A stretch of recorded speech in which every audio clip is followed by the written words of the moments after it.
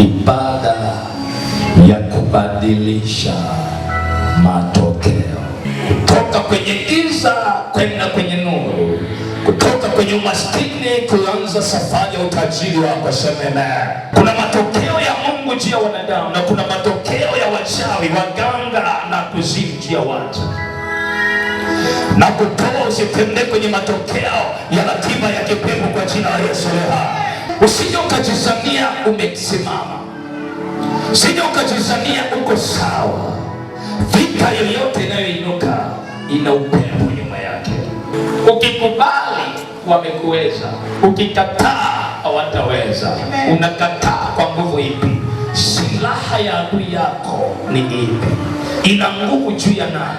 Anayekuchukia pembeni yako ana nguvu inayompa kukuchukia.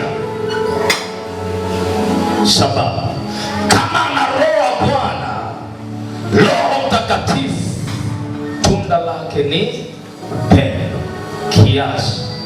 Zaburi 2:3. Biblia inasema, ndio, na tuvipasue vifungo vyao, na tuvipasue vifungo vyao, na kuzitupilia mbali nasi kamba zao, na kuzitupilia mbali nasi kamba zao. Kwa nini Zaburi Daudi anazungumza kitu hiki?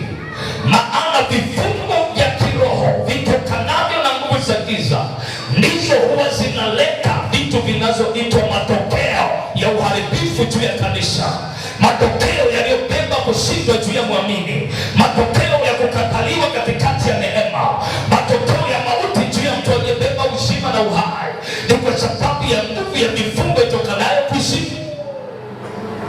Unasoma mtu leo, na tuvipasue vifungo vyao. Anasema sisi wana wa Mungu katika imani, cha kwanza ili utoke mahali ulipo kuna kusimiliwa katika kifungo, na kuzitupilia mbali nasi kamba zao. Alafu kwako lazima uwe unajua kama nina maslahi na nimefungwa, kuna kama ndio wanasema tuvunje minyororo yao na kuvitupilia mbali vifungo vyao. Anazungumza Kiswahili cha kisasa, tuvunje minyororo ya roho za utumwa na vifungo. Anazungumza katika engo ya kitu kigumu sana. Kifungo si kitu chepesi. Ukisikia mtu amefungwa si kitu chepesi, na si wahubiri wote wanafungua watu waliofungwa, si wahubiri wote wanaweza kukata vifungo vya minyororo. Wengine wanaweza kukata vifungo vya kamba, ila sio kifungo cha minyororo.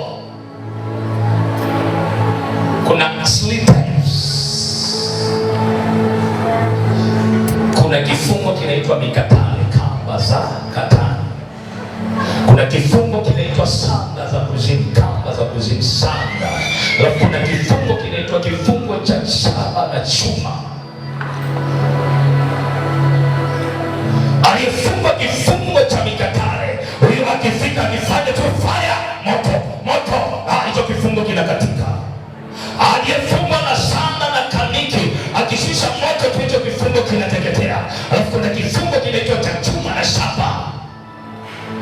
Hawa wanafungwa watu wenye nyota, wanafungwa watu mastaa, wanafungwa watu watawala, wanafungwa wahubiri, wanafungwa manabii katika utoto wao. Kinaitwa kifungo cha chuma na shaba. Maana yake unakuwa mhubiri lakini huna pesa, unakuwa mtu star lakini hauna maisha. Leo kikakija kwa jina la Yesu aliye hai. Mtu hajaribiwa nyuma, kuna kifungo.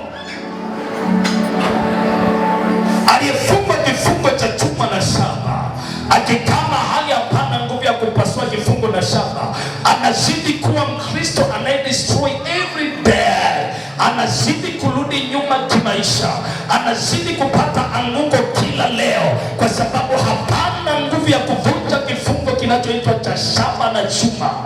Kifungo ndicho huwa kinaleta matokeo ya sitaka. Kila kifungo kina source, kina shtaka. Walioenda magerezani wote walikuwa na kesi za kubambikiwa, ila ni kesi ya kubaka, ila ni kesi ya kuiba, ila ni kesi na kila mmoja ameenda gerezani, kifungoni. Mwambie jirani yako kifungoni, kwa kadiri ya kosa alilotenda. Kwa kifungo chako kinategemea makosa uliyotenda katika ubinadamu ulio nao, na kifungo ulicho nacho kinategemea lango lililozaliwa au lango lililoolewa. Bwana ananiambia anza safari ya hatima yako, sema amen. Anza safari ya kuinuliwa, sema amen. Anza safari ya baraka, sema amen. Anza safari ya huduma kubwa, sema amen.